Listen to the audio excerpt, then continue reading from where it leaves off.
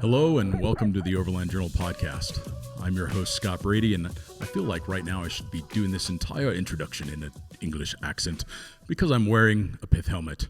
Now, why am I wearing a pith helmet? I'm wearing a pith helmet because Matt, Scott, and I are going to start to talk about old school cool. So we're going to talk about classic overland gear. We're going to talk about period correct vehicle modifications. And we're going to really kind of do a deep dive into something that is just a lot of fun. So this is not travel advice. We're not suggesting that people throw their smartphone out the window, although I think about doing that daily.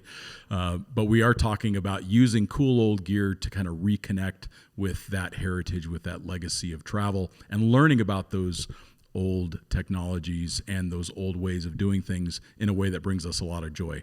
So please enjoy my conversation with Matt Scott on Old School Cool. This content is brought to you by Overland Journal, our premium quality print publication. The magazine was founded in 2006 with the goal of providing independent equipment and vehicle reviews, along with the most stunning adventures and photography. We care deeply about the countries and cultures we visit and share our experiences freely with our readers. We also have zero advertorial policy and do not accept any advertiser compensation for our reviews. By subscribing to Overland Journal, you're helping to support our employee-owned and veteran-owned publication. Your support also provides resources and funding for content like you are watching or listening to right now. You can subscribe directly on our website at overlandjournal.com. All right, Matt. So we've got old school cool. Yeah, we're talking about doing things the right way. And I'm going to see how long I can balance this pith helmet. Yeah, if you're not on my YouTube headphones watching it, this will make no sense to you. But Scott is balancing a pith helmet on top of his headphones. I am. We got talking about this idea of period correct vehicles, which we're going to talk about today because I think there's a lot of merit to that. But then also all of these other things that are kind of steeped in adventure travel lore, like things a lot of us still get excited about, like paper maps or hardcover bound books or analog watches, things like that I think a lot of people have appreciation for. I think the analog watch is a great way. I mean, you're wearing your Speedmaster. I've got my little Garmin, and that's the best way to put it. Is there are all of these modern accessories that make life on the road or overlanding or four-wheel drive travel like so much easier. They do. But I don't know if it necessarily makes things better. Yeah, sometimes they do. I think it's like any of the, especially if you look at the fact that the modern human is having to encounter all of these addictive elements at such a rapid rate. You have these psychologists that's their job to make whatever version of social media that you're on as addictive as possible. And it's the same thing with electronics. If we just got back to, if we exercised every single day reliably, we probably wouldn't need any kind of electronic device to tell us that we're feeling better. But it is something that helps us get the process started. Yeah. And oftentimes, if I was an elite athlete, which I'm not, then that stuff would probably be more useful. Yeah. But what we're talking about now is taking some joy in the analog, taking some joy in, I'm totally going to lose this pith helmet. It's like barely hanging on. We're now accepting bets. I know. We're going to see how long this thing actually, I'm going to get animated at some point. It's going to go flying. But I do think starting with the analog watch is an interesting idea. So, you and I both have a bunch of analog watches. The one that I love the most is my dad's Seiko, and Seikos are nice. Yeah. It was a Seiko. It's called the Pogue. It's basically a chronometer. It's an old watch that he bought when he was in the Air Force in Thailand, and one day he's like, "Hey, Scott, I got this old watch you might be interested in." And it's like any watch collector, when their dad says that, it's like, what is going to, because you have no idea like what it's going to be. It could be like an old crappy Casio, or like you have no idea.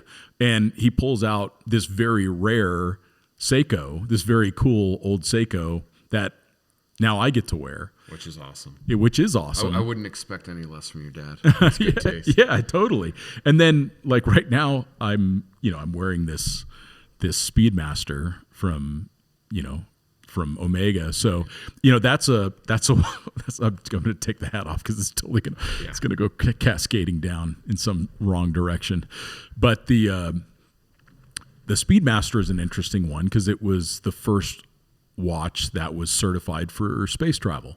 Yeah. So it has nothing to do with the fact that this watch is a great watch for some technical reason, other than at the time it was technically superior for space travel. But today I like to wear it because it brings that history with it.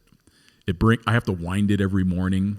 That's what I love about my Speedmaster is like it's the winding. Like that's what makes it kind of unique and addictive because it's that fidget spinner. It's the original expensive fidget spinner. It's the original fidget spinner, but it's also like I'm not an astronaut. I'm not even a pilot, but I have such respect for those astronauts, for those NASA astronauts, for the cosmonauts, for all of those people who took these huge risks to push the limits of exploration.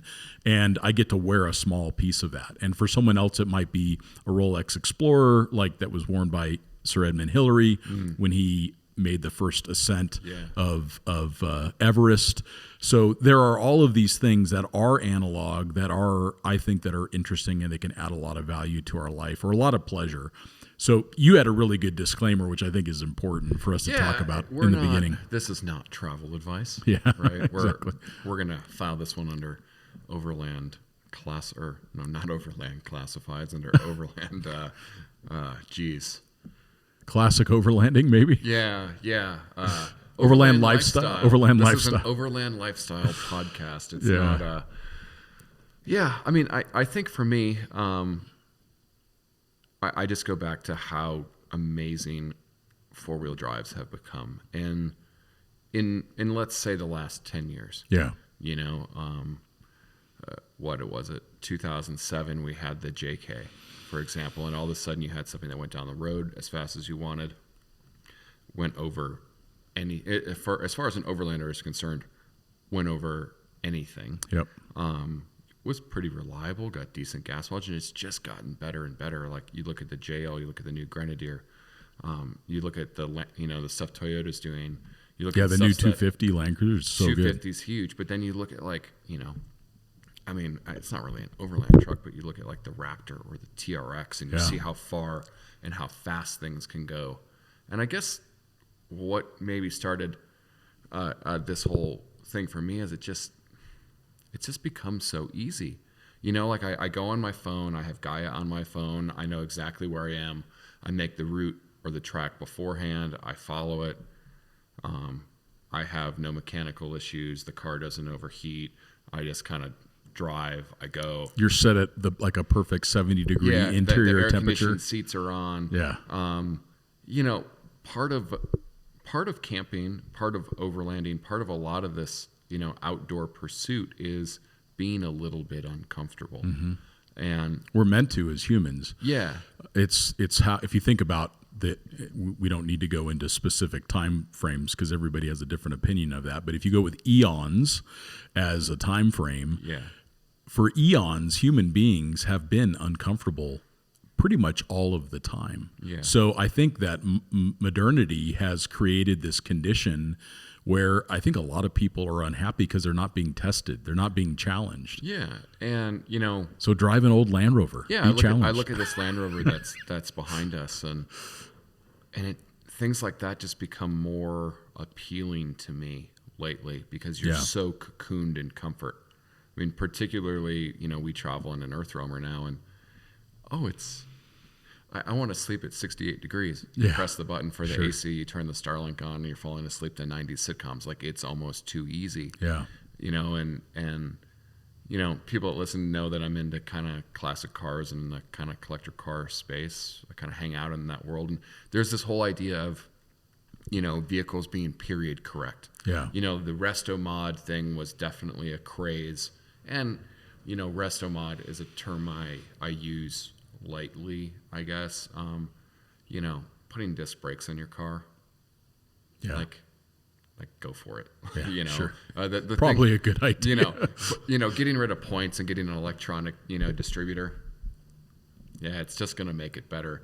But the idea, and it really sunk in when I was just at Goodwood Revival, is this idea of things kind of being in period, and actually how important it is. Yeah. We look at this Defender that's behind us, and down to the correct steel wheels, the safety devices, brush guard, the Michelin XCLs. Mm-hmm.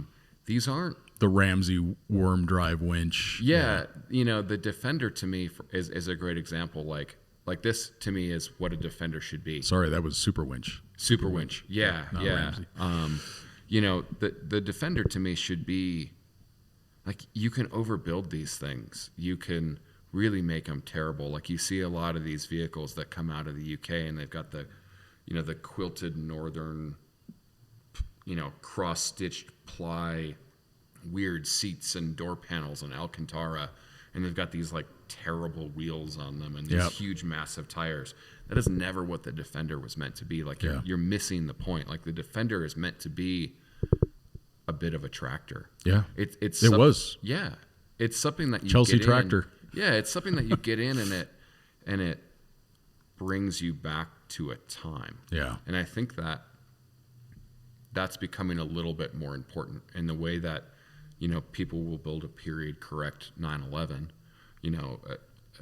down to the bias ply tires that it used to race. Yeah. Well, let's have that same experience on the four-wheel drive side. And for me, when I drive the Defender, there's a lot of things that I notice. I notice that I'm not as easily distracted. I've already gotten rid of my smartphone while I'm on the domestic side of things. I don't use a smartphone anymore, but I don't find this compulsion to check my phone. I don't even have a way to charge the phone. There's not only not a cigarette lighter, there's not a radio with a touch screen to plug it in to have your podcast. There is nothing in the car that connects to modern electronics at all. There's no OBD2. It is all 100% analog. And because it's a manual transmission, I'm shifting. The windows may not even go up, so I'm whatever the temperature is outside. That's what you're doing. Exactly. I'm driving the car, and every single time I do it. Now, it doesn't mean that I want to drive the thing to Seattle. Like, would I? Of course, but like there are better choices for like getting work done. But sometimes it feels really good to disconnect from all of that and just enjoy something that is classic. Yeah, I have obviously different periods, but I look at the AEV LJ that I have. Yeah. And I love that car, and I love getting into it. For me, that is literally 2006. I know that that's not vintage, but we're not really talking about vintage. We're coming up on 20 years though, Matt. It's crazy. We're talking about things being era appropriate, and like that car came out when I was 16. Yeah. That was like, if I had, I didn't have posters on my walls, but if I did. 2006, you were 16? Yeah. So that was the year we started Overland Journal. Yeah. And then I came and worked for you like a couple of years later. You did. Yeah. But anyways, what I'm kind of trying to get at is like, there's an emotion that's nice, that's a disconnect in that car for me, that every modification that is on that is period correct. It's all the correct AEV parts, from the AEV big brake kit to the nth degree suspension. Everything is the dream of 2006. Yeah, it was. There's a lot of people that are looking at this like, oh, that was just yesterday. I'm like, yeah, but I'm younger than you, so get over it. But to me, it's like so special. To you, it is classic. Yeah, there's no touch screen. It still has like a regular radio with like kind of like the little green letters that tells you the number of the station. There's no crazy interior lighting like modern Jeeps. It still drives like a Jeep. It's got a nice V8, so it has some power. But Like I haven't gotten rid of my smartphone, but I have like a little Bluetooth adapter that streams it by FM radio, and I have like on Apple Music like 2006 rock hits or alternative hits or something, and it just kind of takes me to this period. And I think, but maybe that's what it is. I mean, now that you're saying that, like that was the car that you aspired to when you were 16, and I was a few years older, but like 18 is when I first came in contact with the Camel Trophy. Yeah. And I just remember being completely wide-eyed. Yeah. And what's the car that I'm driving is a Defender. It's the vehicle that I guess maybe connects in with that first spark of the possibility of adventure. And I suspect that many that are listening have the same. And I know Marcos, who I have the Defender with, it's the same for him. It's like it's the car that he looks back at and is realizing like that was this aspiration. Yeah. Like I'll get people, I've become very particular with modifications on cars. Well, like with the Super Duty, that's interesting to talk about. So I have this 7.3 2000 F250 Bruce Dorn. That is 22 years old, 23 years old now. Yeah, that's crazy. Bruce Dorn bought it new. You can listen to his interviews. He's a dear friend of both of ours, and I grew up racing little sprint cars and go-karts and that kind of stuff, and traveled all over the country with my dad. Now he had an excursion, but same thing.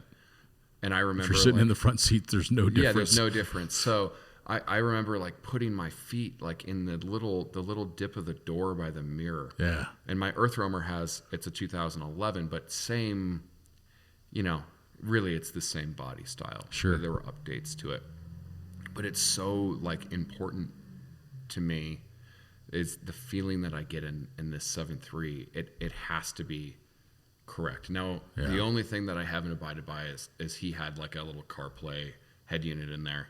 Yeah, I've kept that in there. So, I'm not, it's not 100%, but all the modifications. But you tow your race car with it. You got long. Yeah, it's practical. You have hours on the road. You need to be able to conduct phone calls. It's got the Scheelman seats, which I know are a newer thing in the U.S. since Toby started importing them.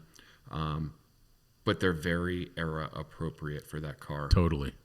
I put an ARB bumper on it, like the deluxe bumper. Yeah. And I love the way that, like, anything else on that car to me just looks wrong. It's got the Ford Australia snorkel. I found these new old stock IPF lights, and the name of them model is escaping me, but they actually have like a high and a low setting, and they're massive. They're like 9 inches. Sure. But they have like the plastic grills. I mean, they're perfect for the car. Sure. And as I go through this, everything that I'm kind of doing, like I'm trying to keep it in period. I think it just goes back to kind of things being fit for purpose and thinking of the era that the vehicle was. The 2000s are a little weird. They're kind of considered these young timer collector cars, and I don't think that like the 7.3 is a collector car. I would say it is, but it's like there's my dad's 7.3 Super Duty. God, his is like mint. It is. It's totally like, stock. It is totally but it's stock. Actually way cooler because it's like you either have to have things totally stock when it gets old, or it has to be modified in the correct way. Sure. If you anything else is kind of, I don't know. It's not my style. I think that. And my dad bought that brand new in 1999. Yeah, I think that there's exceptions to the rule. Yeah. Let's think of like Jonathan Ward with the Icon FJs. Right. They have LED lights and the more modern wheels and brakes and interiors, but it's considered as an entire package. Oh, for sure. And he's a designer. Yeah. He's doing it right. And it's what he's trying. It's what he's trying to achieve. Yeah.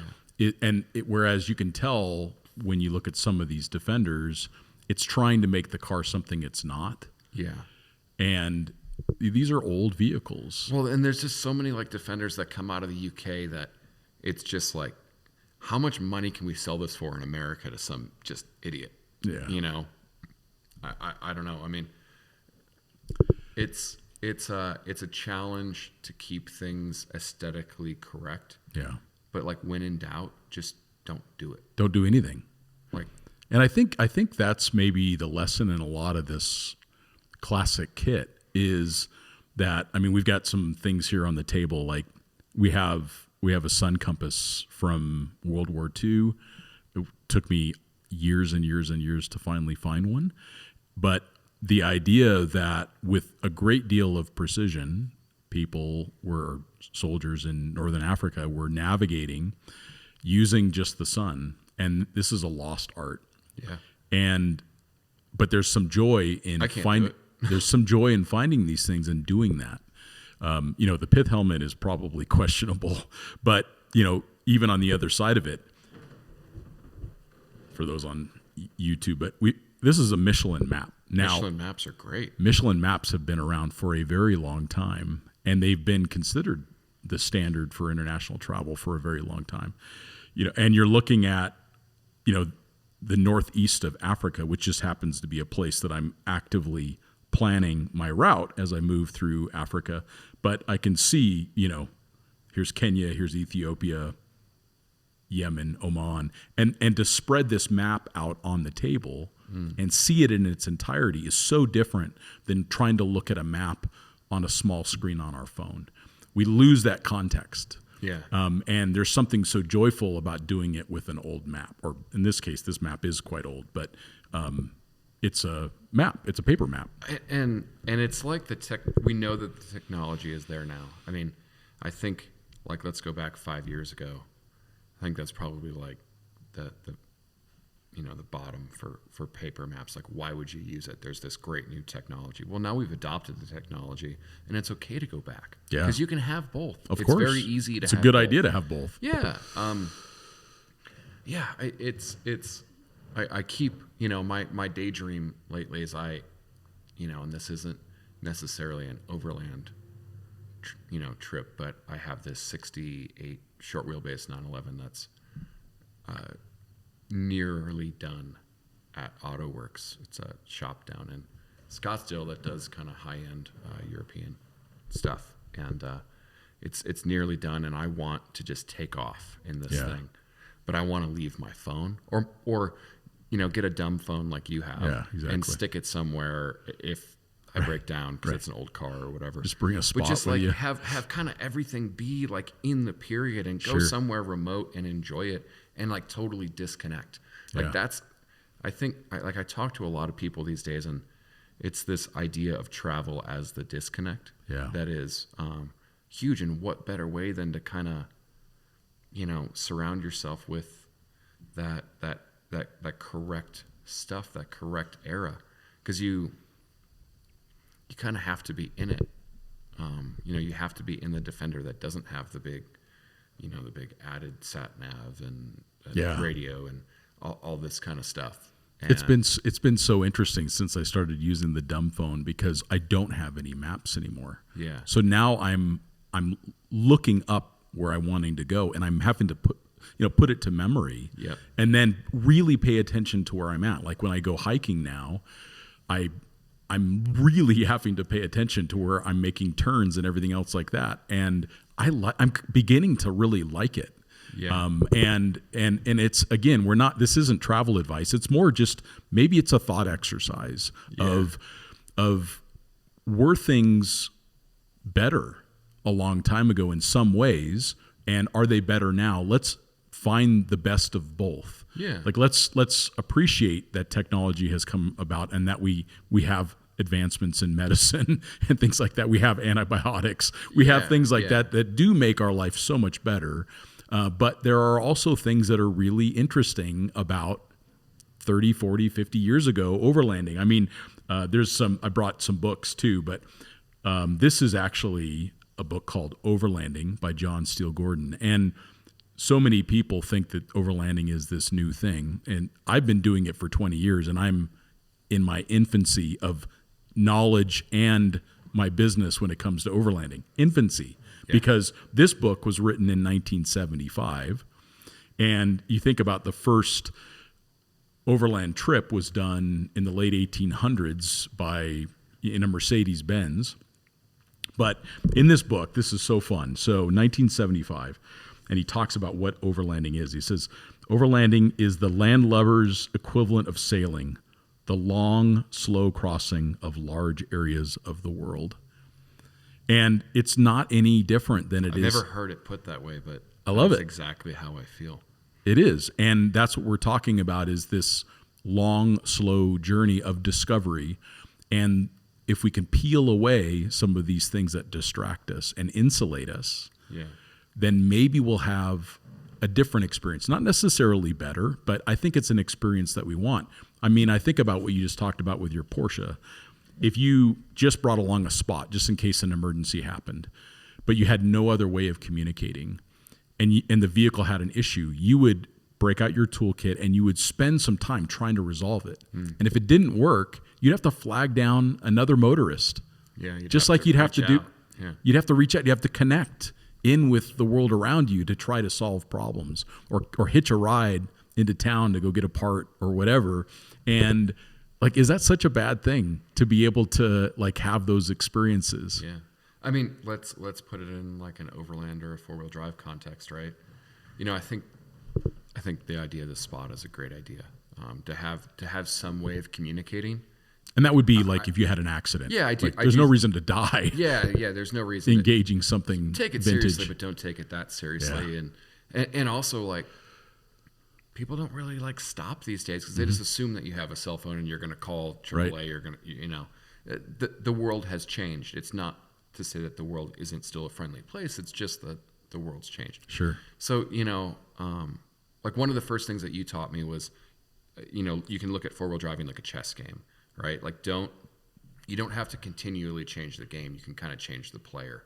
And to me, that meant, you know, like I remember having that terrible Jeep on like 37s, and it was just so easy to do like the trails that, you know, generally like the overland trails that we were doing.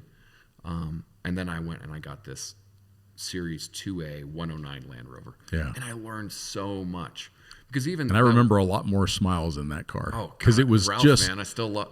Yeah. We got to find Ralph somewhere. Although I've closed the Land Rover chapter of my life.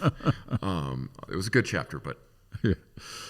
Sometimes we need boundaries. Yeah. But you know, I look back on that, and you know, let's just, for the exercise of this, say it's in a Toyota now. The little obstacles that you encounter on Forest Service roads and the things that you're typically traveling overland are just, you don't even put the vehicle in 4-wheel drive anymore. You generally don't even recognize that they're there because you have 10 inches of wheel travel, or you have big tires now too. Huge tires. I mean, like cars coming with 35s, and the first thing people ask is, how can I fit 37s? Yeah. If it comes with 37s, how can I fit 40s?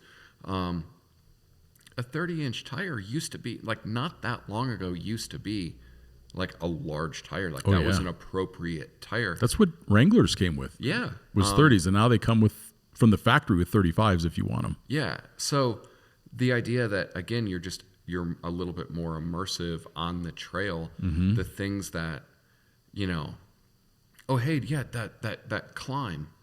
What climb is what you're going to ask in a modern vehicle where the traction control just kicks on, and these cars have had that stuff for so long now that you don't recognize it. But when you get in a skinny tire 40 series or a series Land Rover with a manual transmission with leaf springs, that maybe a carburetor that's sputtering. Yeah, that's getting hot on the climb, and it's maybe a little bit of vapor lock. It's not running right.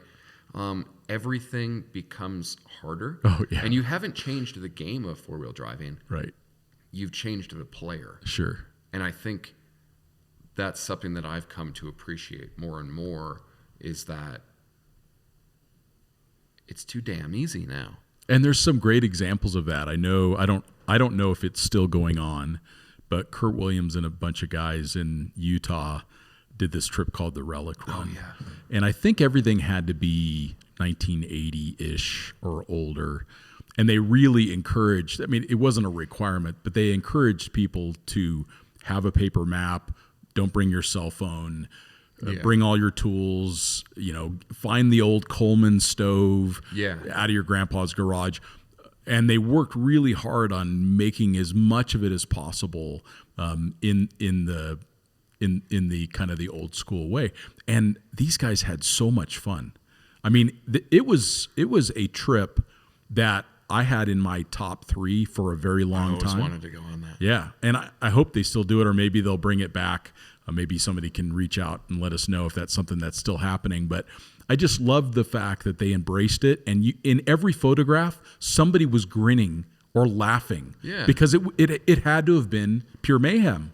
Well, and like stuff breaking down, and people getting stuck, and we go back to this element of escapism that I think most people in this space are kind of seeking. Like, why else drive? I mean, why drive to the absolute middle of nowhere, hours down a dirt road, to get as far away from civilization, to really just bring it with you? Yeah. And that's okay too. I mean, I think again, like we're trying to say maybe think about. And like one of the things that I'll do when I go camping with the Defender is, and I can see it up on the shelf behind you, but I've got my grandpa's bedroll. Yeah. And it's just like, it allows me to also kind of connect in with my grandpa. Yeah. And I've got a lot of stuff from my dad, and it just gives me that opportunity to kind of reconnect with that and disconnect from our busy lives and all of the onslaught of technology that we've got. And again, this isn't, I'm going to repeat, this is not necessarily, shouldn't be taken as gospel or as travel advice for most overland trips. Like, sometimes you need Starlink because you got to earn an income while you're on the road and traveling. But then we also see these great examples of people doing the opposite, which is like the Gullwing Mercedes that came through Prescott, and they're going pretty much around the world in this extremely rare classic car, which is just like props to that guy for like not caring that it's $500,000. I don't even know if that's correct anymore. A very expensive car. Double or triple that. So like put that into context, or like the guys that we know that did the London taxi trip. Yeah. Like this is an old school London taxi that they decided to drive around the world, and they did. Well, I guess we're starting to see it, more on the car side, as again this kind of period correct thing. Mm-hmm. The Perry to Peking rally is coming. There's actually an entire series of like vintage car rallies. And they're not really saying you have to dress in period or don't carry a phone or anything like that. But you're immersing yourself in a very particular experience. An analog experience. Yeah. And when you said when you went to Goodwood, that even a lot of people who attended dressed in period. Over 50%. Like to the point where if you didn't make an effort, I'm not saying that you were shunned. But you got that kind of passive aggressive English kind of thing going on, right? Like if. But how cool is that? I mean, the fact that people would show up with a tie and a coat. Yeah, and there's something about that that's special. And I mentioned this daydream thing, and it is just kind of a daydream, like that was definitely a special event to go to, and everybody's in it, and even the tires are made by Dunlop to the correct specifications of the car sliding through the turns. Yeah. Just because you can make something better doesn't mean maybe that you should. Yeah. Well, so I like the idea of if you've got a classic vehicle. I mean, we've talked about this a little bit before, but another great example of this is like Jonathan Hanson's FJ40. Yeah. Like he got that car in the early 1970s, and he has kept it like pretty much period appropriate in the modifications. And I remember how intentional he was about that. But the fact that he has had that car for that long, and it has to be worth 5 times more than what he paid for it. Yeah. And he got to enjoy a vehicle that at every single stage was cool. Well, and that's the perfect example. Let's take the FJ40 that somebody bought in the 70s. So then first it became cool to cut the fenders. Yeah. Same with like Broncos. Cut fender cars now, really not super desirable. Practical, because you can fit larger tires, yes, but the moment you see one that has cut fenders, it just has a different look. Yeah. Then people started putting diamond plate on them because that was the style, because it was more rough, it was more cool. Or they had rust that they had to cover up. Or I mean, sometimes that was the case. Sometimes the rust came after because the mud and the crud got stuck between the two. You know, it kind of like certainly made it worse. Yeah, and granted, there's people that use these vehicles as recreational toys that were rock crawling and doing these things, and yeah, okay, you know, you're not. It's maybe a different thing, but you start to paint a picture. Then they put the 350 in because it was better performance, and then then they put some different axles under it, or then they did a spring over, and then they put 35s, and they're trying to make the car more modern to keep up. And they missed the entire point of the car. Yeah. I think that's really the lesson, is that the stock FJ40, the stock little Bronco with the tires are totally, stuck into the wheels, and I love it. These tiny little tires. But that is, when you see that car in town, you look at that car. When you see the Bronco that's on 35s with they always put a small block Chevy in them, even though they're a Ford, and it's got these huge tires and the Krager wheels and all this kind of stuff. It's definitely not as cool. No, I mean, some of that stuff is period correct, but there's also, I think, a way to do it and a way to not do it. Like, you have Big Ollie, that's the famous, race Bronco. That has all the right stuff because that's how it was actually done. Then there's then it was also raced. Yeah, which is legitimate. Raced and actually used, acquaintances with the guy that owns that, Philip Seraphim, and he uses it. Yeah. Like he's rolled it. Yeah. And how could you roll a car like that? And it's like, well, it's a race car. Yeah. Like, you'd get made fun of if you didn't use it, and then when you do use it, yeah, the same people. Well, you can never make people happy, right? That's for sure. But yeah, it's an interesting. So what are some other things? I mean, we are sitting in British campaign chairs, which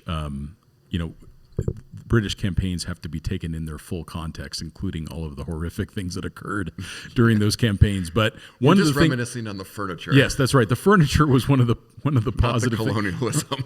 the furniture was one of the positive things that came out of it. And but how fun is that? I mean, yeah. I've had these chairs since I think 2007 or 2008, and they still look as good as the day that we got them. And I'm not suggesting people go buy campaign furniture for overlanding, but there's just something that's kind of fun about having them in the office. And we do. We've got the pith helmet hanging from the tree, and we've got some old Explorer's gloves that Ray Hyland found somewhere on eBay. And I do have a lot of those analog things in my life because I do like it. I do like it. Yeah. I mean, I just think it's fun. Yeah. And that's what life's supposed to be, is it's supposed to be fun.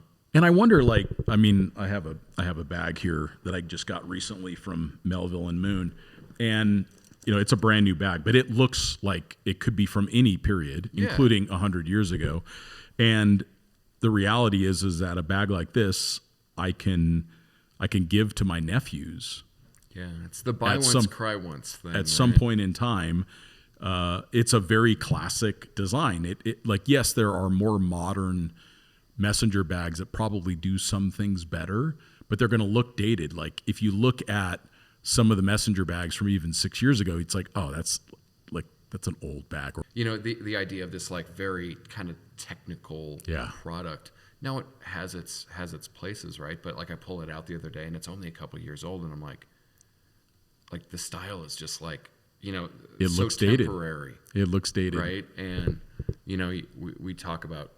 I mean, even guys have fast fashion, right? Yeah. I mean, you can tell that's no longer cool. Yeah, it's like the Swiss gear backpacks that every dad that works in sales and flies a lot has. Sorry, Dad.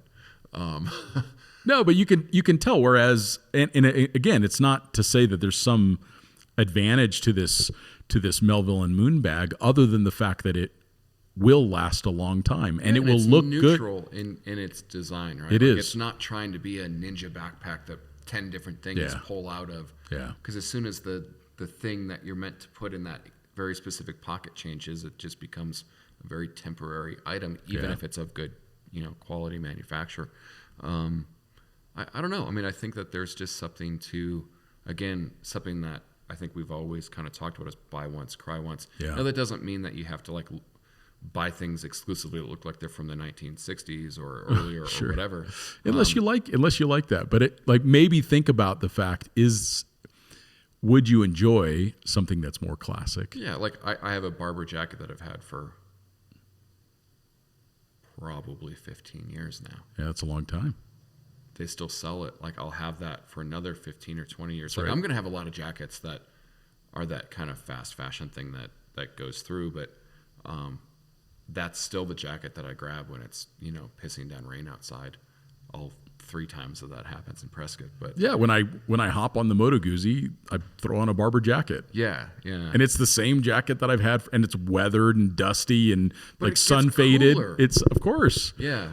So of course, and it doesn't need, and it's probably not the best choice just from a safety standpoint, but it's a 50-something horsepower motorcycle. I'm not going that fast. Yeah. Like, it's fine. It's period correct. Yeah. Period correct gear.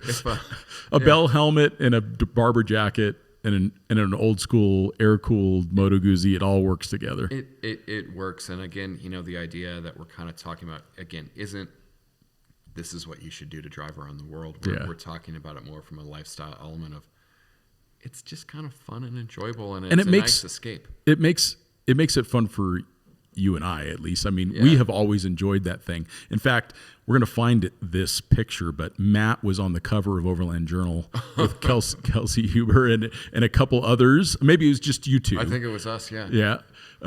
And you guys had a series Land Rover that we got from Land Rover. And a clean one. And somebody Kelsey had to hold the gun because I didn't really. she knew how to shoot it. I'm from Chicago. We didn't really have that there. And so she was holding the gun. There was some campaign furniture in there. We'll find that. I think it was these chairs. It was. So we've enjoyed this stuff. It is a lot of fun, and it is fun to reminisce about. One of the things that I was hoping that we could do is kind of call on our audience. If anyone is traveling in that way, or if anybody is still driving that FJ40 from 1972 that they bought from their dad or the dad gave them when they graduated from high school, I'd love to see it. And we'll repost it. You can reach me, scott.a.brady on Instagram, and Matt's Matt Explorer. But you can reach out, and I'd love to see some photos of your old school stuff, your old school cool stuff, because I suspect that we're not alone in that appreciation of canvas and leather. Yeah, yeah. And yeah.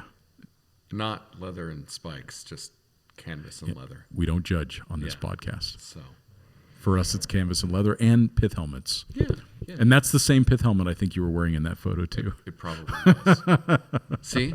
It's lasted a long time. It has. It's aged better than me. It has. So. What else you got, Matt? Any other ideas?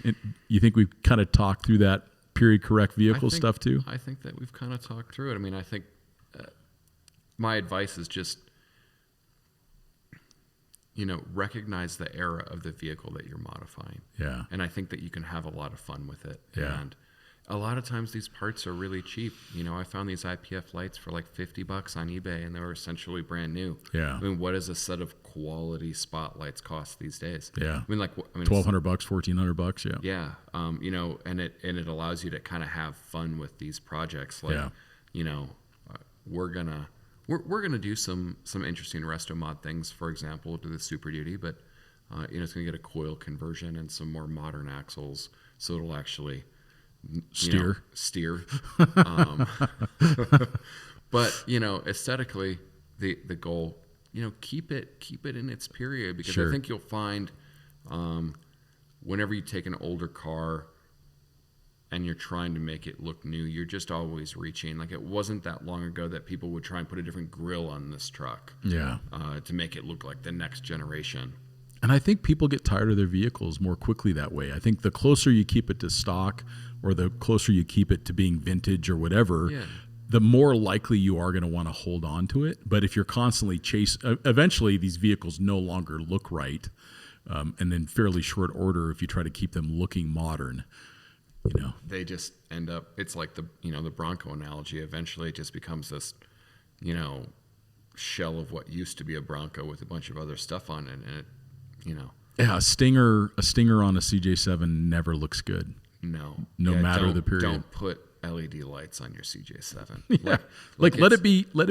But like, you know, flawed. Put maybe the upgrade is that you put some cool H1 lights on it, and you get like the little mesh wire, you know, rock chip cover. Yeah, sure. And that's the period modification that things would have. The way I totally had those on my CJ7. Yeah, but that's I had the cool. Hella H4, you know, replacement headlamps with the little rock guards on them. Yeah, totally did. Super cool. Totally did. And fun and comparatively these days, you know, classic cars are not cheap historically, you know, and this isn't investment advice, but they have generally gone up in value because there's, again, so many people that cut the fenders out and put all the crap on them that there's fewer and fewer of them every day. So if you have something that is original and, you know, has the few period correct modifications, it's probably not going to be something you're going to lose your ass on. There's a lot of insights into that, and it's part of a good diversification of your portfolio. So, I mean, again, not financial advice, but there has been a significant trend towards things, and there you can access these things at any income level. You can buy an old Seiko for a couple $100 that can continue to go up in value because they're not going to make that Seiko again. It's old. Yeah. So it's from 1968 or whatever, and it can go all the way up to the $1.5 million Gullwing, and everything in between. So it is a way to engage with some of these things in a really fun way where it's also not going to go down in value. Yeah, and I do actually want to maybe do a podcast with my buddy Eli on like collectible 4-wheel drives because I kind of have this theory that cars have become such a collectible asset, but 4-wheel drives really aren't appreciated in the same way. Yeah, you know, and they're by comparison they're super cheap. Very, very. Like, what would be like the highest watermark of a classic 4-wheel drive? It would have to be like an FJ40, or it would have to be, like I'm trying to think, a really early. I mean, the highest sale price of a 4-wheel drive that I'm aware of, classic collectible with racing heritage and provenance, is Big Ollie that Philip Serafin bought. That's a one-of-one car. But that's a one-of-one thing. I mean, that was over $1 million. But like a classic Bronco, like a real Bronco, you're probably looking at $30,000, $40,000. I think maybe a little bit more than that. Not for restored. Something that's clean. Well, stuff that isn't restored can oftentimes, well, not oftentimes, generally speaking, is worth more than, it's only original once. Sure. Right? So you're talking about like a survivor car. A survivor car. Like the holy grail for me, if I was looking for something, would be, I guess the problem with 4-wheel drives is they generally made a lot of these things, and scarcity drives prices. Sure. Right? Scarcity and rarity. So yeah, like a very. I mean, imagine finding a very original, 10,000 mile FJ40. Jeez. I mean, that would be. It would be worth a lot of money. A lot of times these vehicles just weren't ever in the consideration set of something to preserve, where, let's compare it to a Porsche, or better yet, a Ferrari. Yeah. People have always known that Ferraris would be special, so people have always taken care of them in such a way to preserve them, where 4-wheel drives, particularly in their golden era, 40s, 50s, 60s, 70s, they were utility. They were tools. Yeah. That's what makes the original stuff, very desirable. But it's also, I think, pretty affordable. I mean, if you compare it, like if you were to compare like the barn find FJ40 to a Ferrari 250, like it's like the barn find FJ40 you could probably get it for 70, 80, 90 grand. Like, now the 250 has production numbers. I think there's about between 50 and 80 of those made, 50 to 100 of those made. We don't even know if there's actually a way to accurately value those cars, right? Because generally speaking, they're all owned by people of which they don't need to sell them. Is it's not an object. Are they called dead guy cars? Dead guy cars, yeah. So the only way you get one is somebody has to die. So when you're a it. billionaire car collector and you have a 250 GTO, you're at the top of the game. And what do you sell it for? Yeah. So like what would you replace it with? Those cars are generally valued somewhere between, depending on the condition, provenance, whatever. There's been rumors of those things selling in excess of $100 million. Sure. Like the Mercedes SL Uhlenhaut, I believe, sold for 140 in the 140s out of the Mercedes-Benz Museum. I believe they actually donated the money as well. Like the cars so comparatively, cars are starting to become art, and as we rapidly transition, I believe as we rapidly transition to electric cars, I know that there's varying opinions, but I have to say that Tesla I bought just makes me believe that even more. Like it's, as transport, a wonderful car. It's not the most exciting thing I've ever owned, but these vehicles will become more and more scarce. Yeah. And if I was a collector looking at four-wheel drives, I would be trying to find the things that are unique. Yeah. For example, like I'm really bullish on my AEV LJ. There's a handful of them really left that, again, a lot of them were bought to be used. There's very few of them that have 13,000 miles and not a scratch on them. And literally looks like a brand new car. Yeah. That you could get done. Yeah. I'm really interested in that kind of stuff. Stuff that reflects a period of change. Yeah. AEV is a big change in the industry. It was that disrupting force. For sure. It was really cool. I would be looking at barn finds. I would be looking at stuff that is as original as possible. Look at like the FJ40s. They spiked in value, let's call it 2012 to 2015. They went through the roof. And then Venezuela and Colombia heard about it. Yeah.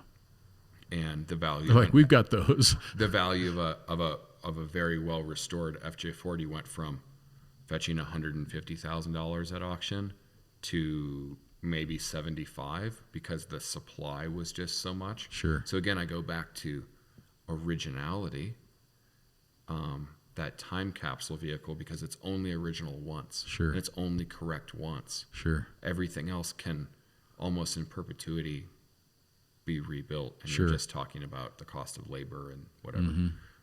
I think the old Land Rover stuff is great. I think, of the means, I think honestly, like the Lamborghini LM002 is very, oh God, I saw one in Scottsdale a couple of weeks ago that had the entire Smitty built catalog thrown at it. And I'm like, no, why would you do that? Yeah. Like even the tires on that car they were very specifically made for that. Sand.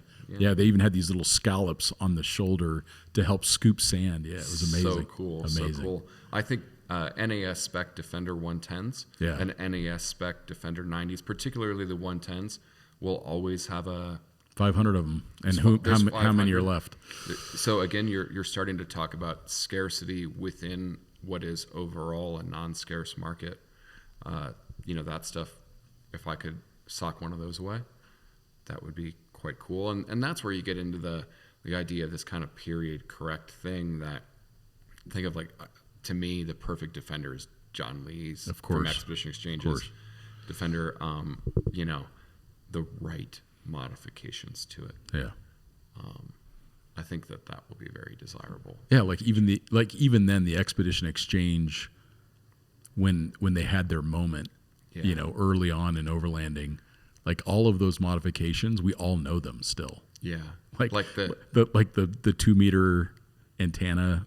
That would come then up you geek out on stuff like that. It's the finding the right Peak, Yaesu radio, the right Snow Peak stuff, the right whatever. I think that it was legit. It worked. Like the Trek Edition Land Rovers, will be desirable. I think the problem is, again, they kind of fall into this territory of there's a stigma against preserving four-wheel drives, and a lot of those things, they became so cheap. We're talking a lot of these Trek things. Some years there were 8 of them built. or something like that. Like very rare car. I think of the experience I was able to have getting that, truck from Land Rover that delivered with like 500 miles on it. It did. No, that's still low mile and floating around, but yeah, it's still being used by Land Rover. Yeah, which is awesome, and I think it's great to keep these vehicles going. Yeah. The key is just preserving them. I mean, the first time I saw that car was in Mahwah, New Jersey. I was working for Land Rover and just had a tarp and tires sitting on it.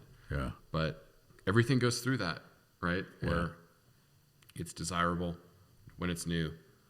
Somebody stashes it away, it becomes less desirable, becomes forgotten about. And then next thing you know. Yeah. Like original Land Rovers. Yeah. Like how many original series Land Rovers are there? Yeah, not many. Not many. So certainly not in North America. Well, that was fun. Yeah. So send us your classic vehicles. Send us, like, if you've done a trip in a classic 4-wheel drive, we'd love to hear about it.